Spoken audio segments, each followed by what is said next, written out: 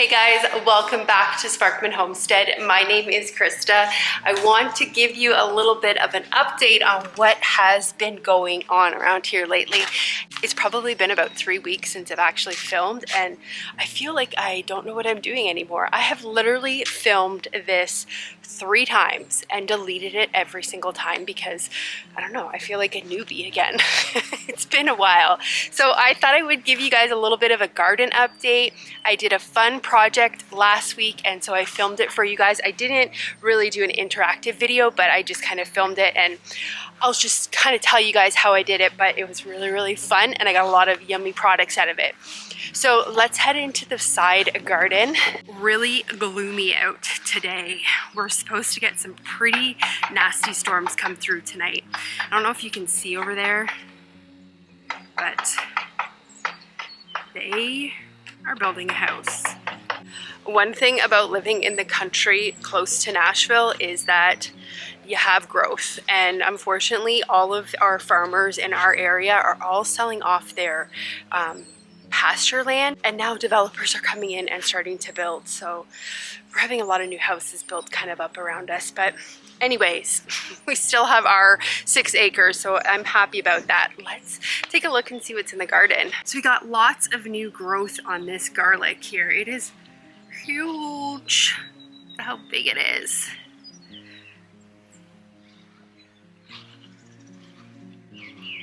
And over here, I got some onions planted. I got onions in that bed and onions in that bed. And then I got some more onions in that bed. The reason why I'm using this, I guess we'll call it insect cover, is because my cat, or a neighborhood cat, likes to go to the bathroom in it. So what I'm trying to do is kind of keep it covered up so that the cat is less likely to try to get into it, and maybe try to deter it so the onions can kind of get a little bit of an opportunity to grow a little bit more. But you know what? I'm actually not feeling too hopeful with my onions. I know I'd mentioned it a while ago on my video, but I accidentally over fertilized them and they got all yellow, and they really have not come back yet. I'm gonna give them a couple weeks in the ground and hopefully they'll come back. And if they don't, I'm probably gonna have to get some onion sets. We have an extremely long growing season here, like almost 200 days. So even if I get my onions put in the ground later than normal, they'll do perfectly fine because we have such a long growing season. So I'm not too stressed out about it. And over here we have another garlic garlic bed. And then we have all this lettuce. Oh, love it. We have so many different varieties in here. And look at these really beautiful wildflowers. We have them all over our property. Some are purple and some are like a white and purple. Let's see if I can find a white and purple. I think there's more white and purple ones over there. And then this bed right here, this is all volunteer cilantro. I am not mad about that. I love cilantro. So I'm happy that that came back. Is a maple tree. These things, that tree right there is a maple tree, and they send off all of these like little, we had a name for them, like helicopter things. That's at least what we used to call them when I was a kid. But anyways, they go in my garden beds and they all seed up, and then I get all of these little maple trees everywhere.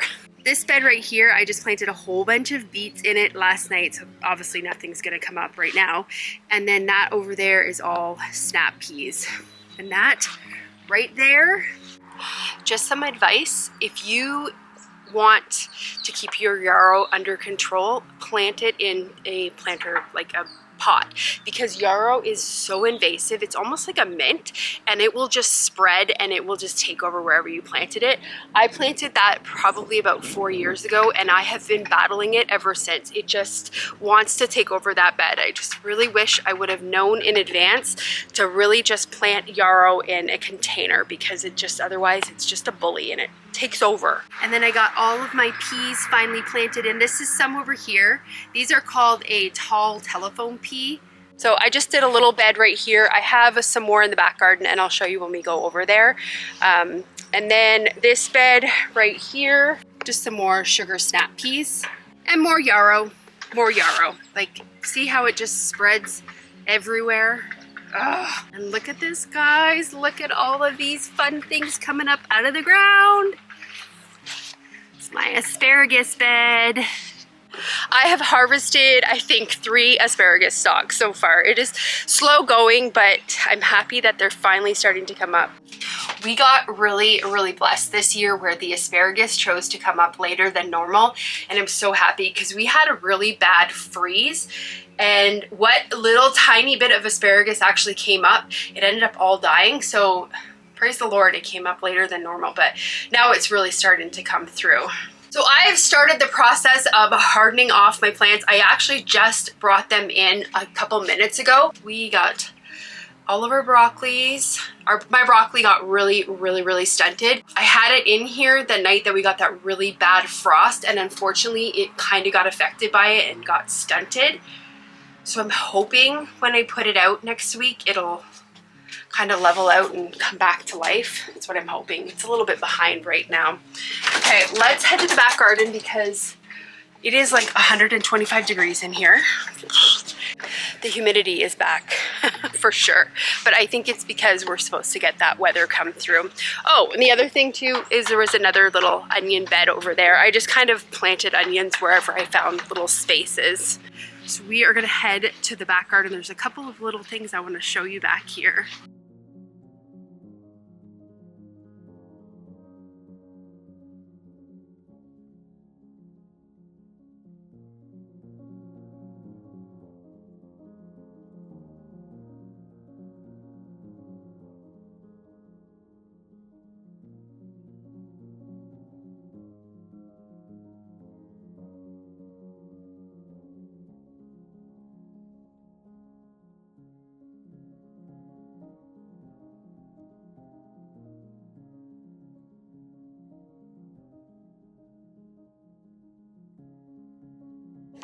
So I have all of this tarp down in this back garden because I honestly just have not had the energy to really get back here and kind of till it up a little bit.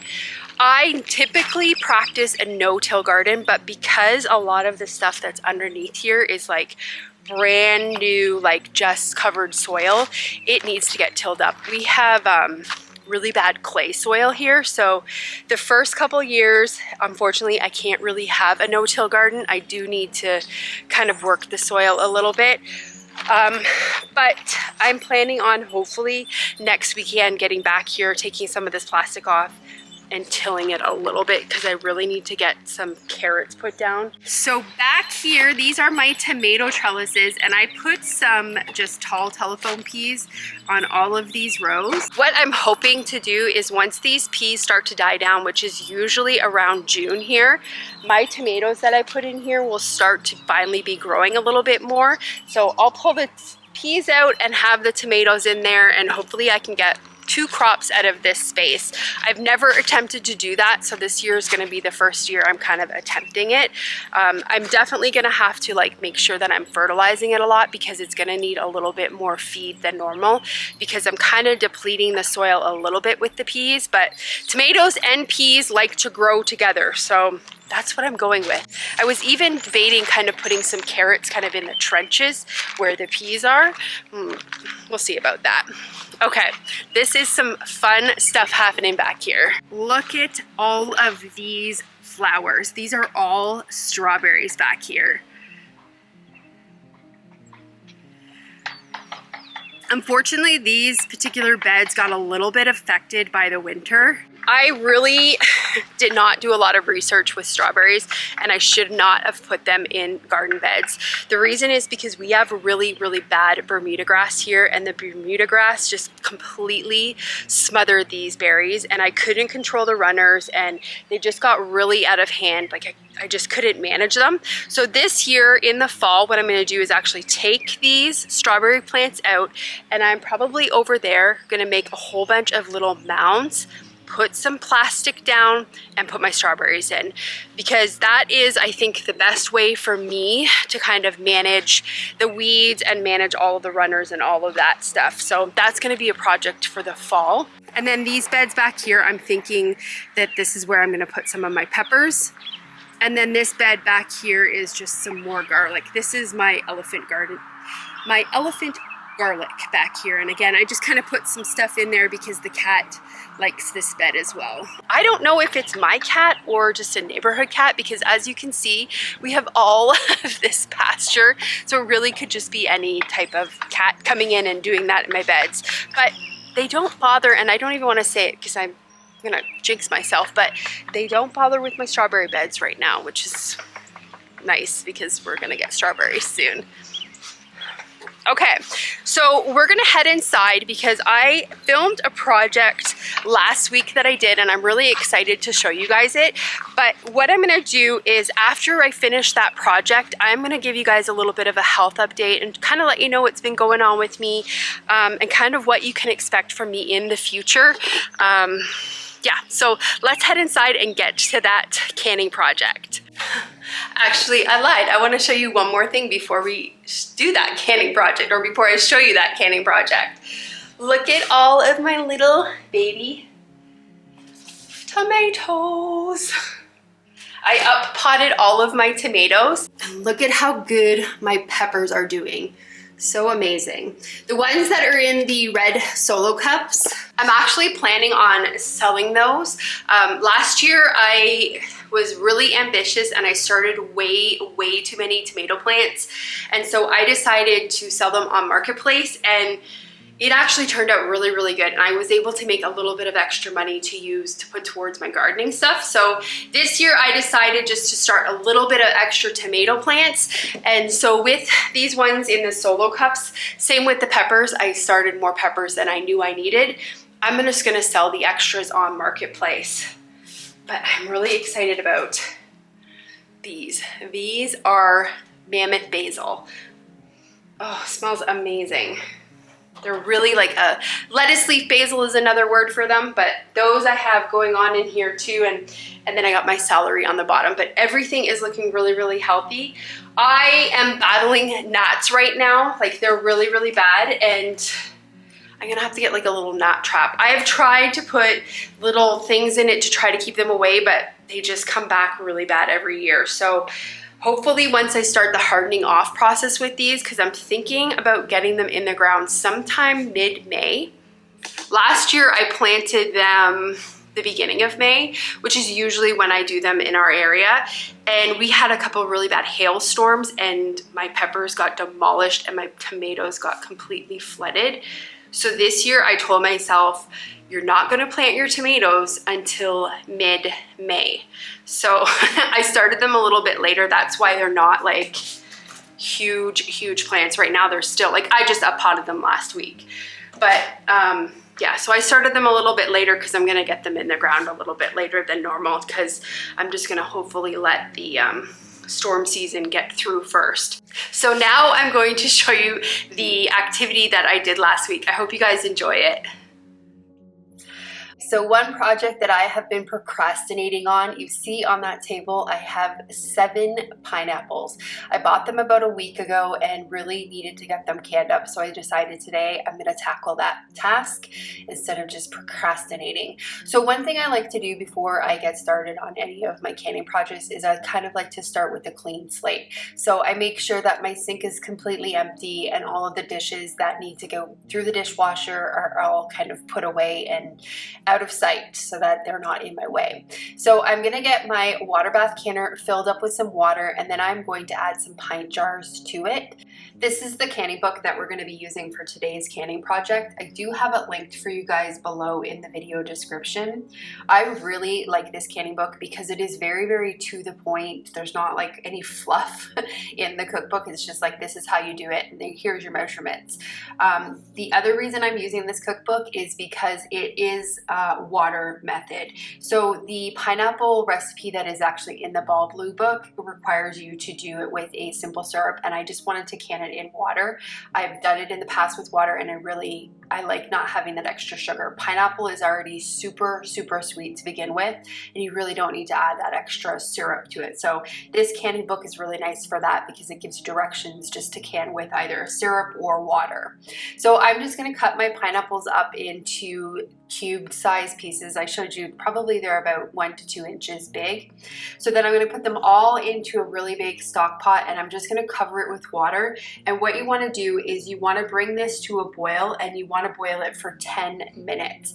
After the 10 minutes, I'm going to turn the heat off, and I have my jars heating up in the water bath canner. Because this pineapple is hot and the water that we're using is hot, you need to make sure that your jars are hot and your water bath canner water is hot, because you don't want to cause any fluctuation in temperatures, because that will cause jars to split. Definitely had that happen in the past. So I'm gonna get these filled up, and we're gonna leave 1/2 inch of headspace on them. These are super, super sticky, so you really wanna make sure that you're cleaning the rims off. So I just took a little white vinegar and just cleaned the rims off, and then I'm gonna add some brand new clean lids and rings to the jars and just do them fingertip tight. You're gonna put this into a water bath canner. Now, because we are doing pints, we are going to can this for 15 minutes. So what you've seen there was once my water came to a boil, that is when I start my 15 minutes. You do not start it when you put the jars in. You need it to come to a rolling boil. So after the 15 minutes, you're gonna let it sit for 5 minutes, take the lid off, take it off heat, and then you can take your jars out. So I actually got quite a bit of loads done with this pineapple. I ended up getting my electric canner out as well, so I had 2 loads going at one time. Now, one thing I love doing with this canning recipe is you are left over with a whole bunch of water, because you don't use all of this water when you're canning everything. So I can up this pineapple juice essentially, and it is amazing. Amazing. It is really, really good. If you heat it up and put a little bit of honey in it, it makes the perfect remedy for a sore throat. It is just really, really good. Plus, I like to have it in the summer. I'll like put it in, put some ice in it, and it's just delicious. It tastes really good. So I definitely don't waste any of that leftover water.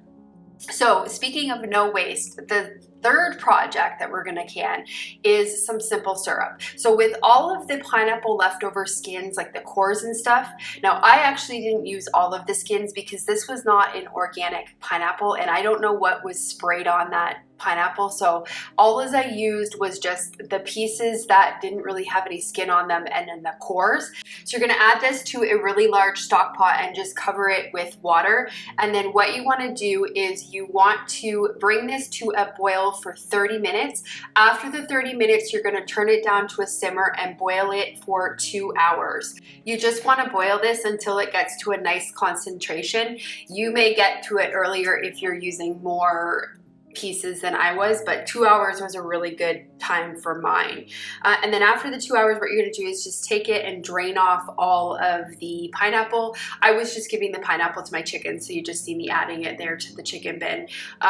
But this is a really, really good thing to do with scraps from any type of thing. I do this with strawberry tops. This is really good to do with apples, peaches. That's another really good thing. So once you get it all strained, you are gonna add it back to your sauce pot. Now, when you are adding it back to your sauce pot, you need to make sure that you are measuring how much liquid you're adding in, because the way this recipe works, remember, this is a simple syrup, it's not a juice. This is something that you're gonna add as additional flavor to things. So it's really, really sweet. So you need to do 1 part liquid, 1 part sugar. So because I had approximately 13 cups of liquid, I came in and I think I added about 10 cups of sugar, because I didn't want this like crazy syrup. I just wanted it to, you know, be nice and sweet.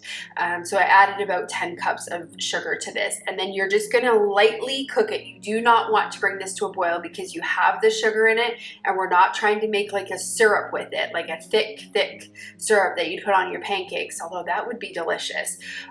You just kind of want to make, you know, like a drinking syrup. So I cooked it until the sugar was just dissolved, and then after that, I'm going to put it into my jars.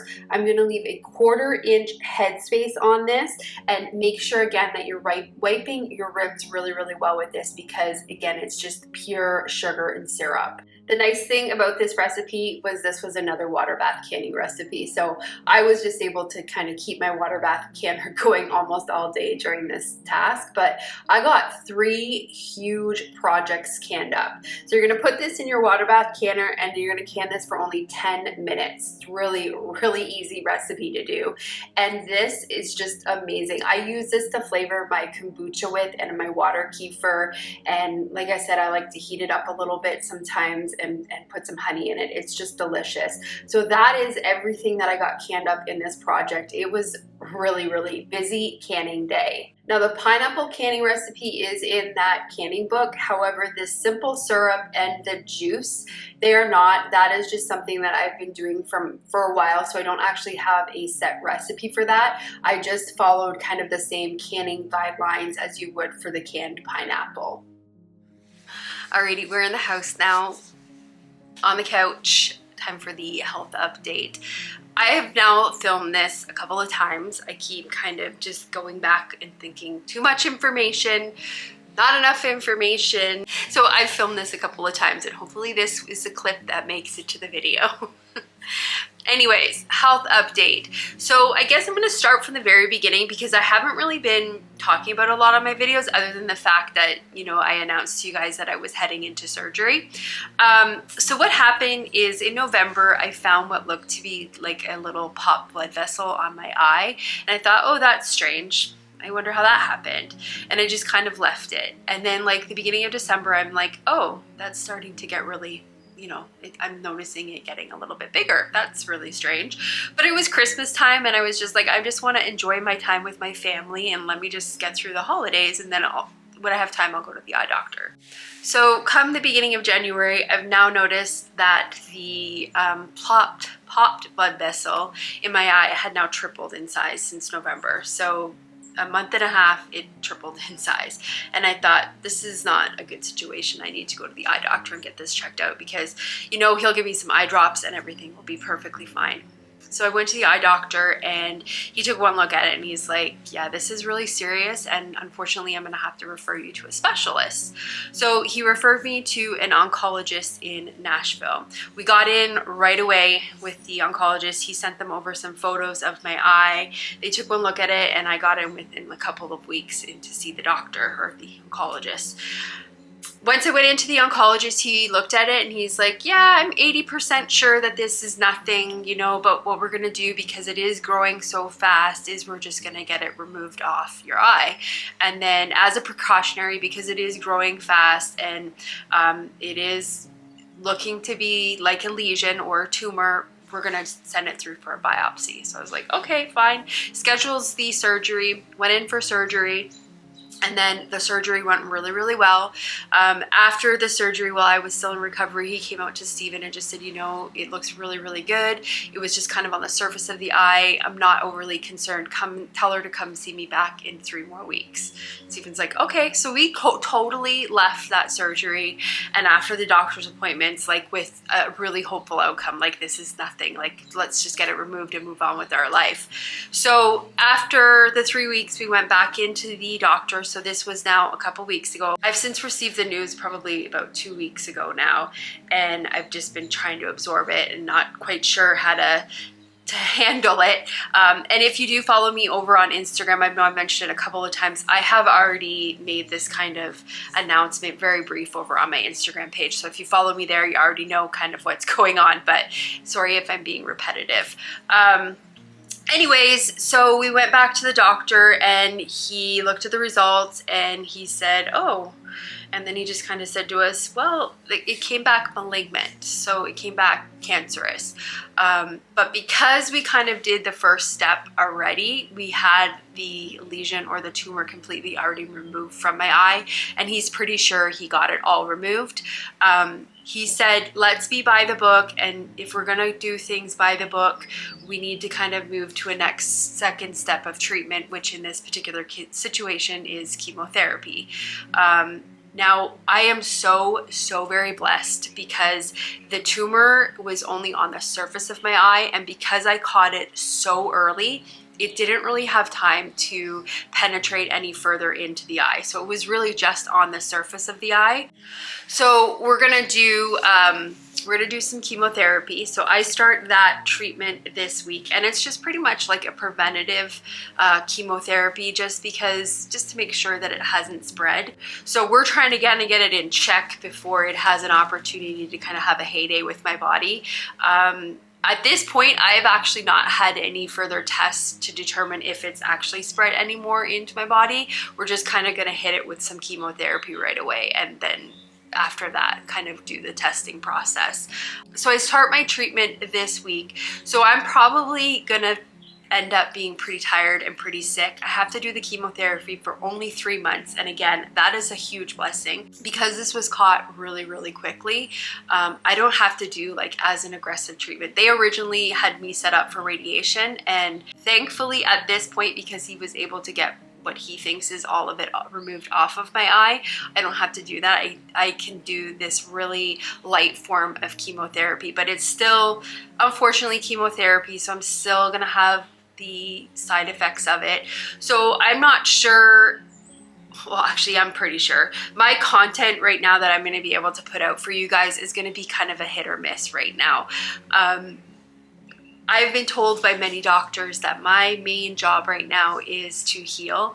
And honestly, it is so much work to get videos out for you. Like, it takes a lot of work. And I'm really just going to be focusing on my health. And, you know, I just keep saying, if YouTube is what the Lord has planned for me, then he's going to make that work. And he's going to make it work so that it's something that I can still do, because I really appreciate you being here. I appreciate the views that I get from you guys watching my videos. It's not a lot. It is very, very minimal as far as an income comes, but it does help. So I appreciate that so much. And plus, I really do think of you guys as my friends, and I still want to be able to share fun things with you guys, and I don't want this to stop it. This is just kind of a little roadblock in my life right now. And I am honestly choosing to have a very positive attitude about it. I can sit here and be upset about it and be worried about it, but what good is that going to do me? It's not going to benefit me at all. So I'm choosing with this particular situation to stay hopeful and to stay optimistic. Those are two things that I am really going to be focusing on. Having a positive attitude, because I feel if I have a sour attitude, it's gonna make me 10 times worse. So I'm being hopeful with it, and I'm really leading into my faith with this. God has already gotten me healed, and he has already blessed me in so many ways. Like, I can't even mention the amount of ways that the Lord has provided me with peace with this situation. And he's a good God, and he's already got me healed. I just have to do the work to get there. Like, I was having a conversation with my sister, and I said to her, you know, he's already healed me. I just have to put in the work to get the certificate. So that's going to be my attitude, is a positive attitude. And when I have energy and when I'm not, you know, trying to heal, I'm going to be trying to put some videos out for you guys. So I guess I just want to set your expectations that the videos, you know, the next little while are probably going to be a hit or miss. Like, I'm not going to be able to stick to my normal schedule. Like, if I'm not feeling getting a video out that week, or I'm not able to physically do that, or even mentally, because that's the other thing too, is it's a mental game as well as physical. So if I just don't have it in me that week, then unfortunately the videos may be hit or miss again. But again, I want to thank you guys so much for just sticking around with me during all of this. And I thought it only fair, since I have invited you into my life, that I share kind of what's going on with my life. But one thing that I did mention, again, on my Instagram profile, was that this channel is not going to be about my health journey. This channel is going to be still what it is. I still have canning that I have to kind of do. I still have to cook dinners, and I still have my garden. It's going to look a little different. Things are going to be on a slower pace. I'm not going to be doing as much as I normally would, but if I can, I'm going to take you guys along with me while I do these fun little things. So yeah, that's a lot, and I'm sorry to end this video with such a damper of news, but it is my life right now, and we're gonna get through it because it's all okay. God's got us. So thank you guys so much for watching today's video, and I hope you have a great day or night whenever you're watching this, and I will see you on the next video. Bye guys.